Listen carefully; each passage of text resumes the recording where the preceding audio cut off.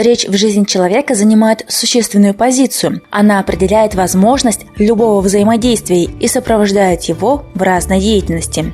У многих современных детей наблюдается задержка речи. Один из способов, который может помочь, это занятие логаритмикой. Логаритмика – это коррекционная логопедическая ритмика, то есть развитие речи с помощью движений, является формой активной терапии и представляет собой систему двигательных упражнений, связанных с одновременной речевой активностью.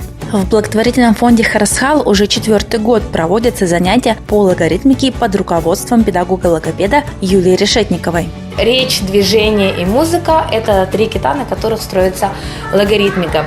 Логаритмика у нас развивает артикуляцию, дыхание, координацию движений у детей.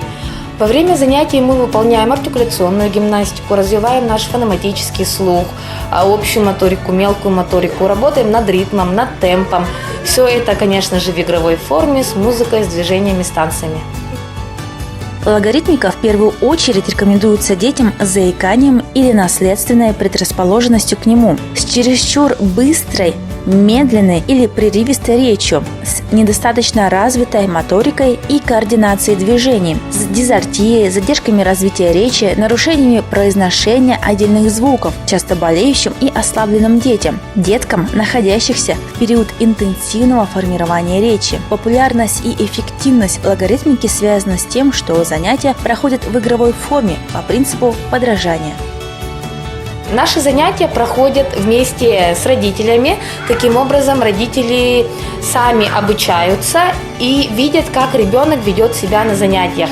Мне кажется, это намного эффективнее, чем просто занятия, когда ты с ребенком сам, а родитель ничего не видит и не в курсе, что происходит. Наши занятия бесплатные. Записаться можно по телефону 705-887. Обычно о наборе на логаритмику мы выкладываем на нашей странице в Инстаграм. Добрая страница. Подписывайтесь и следите за обновлениями. Коктейль из движений, речи и музыки помогает детям научиться красиво и плавно говорить, а в некоторых случаях даже избавиться от заикания.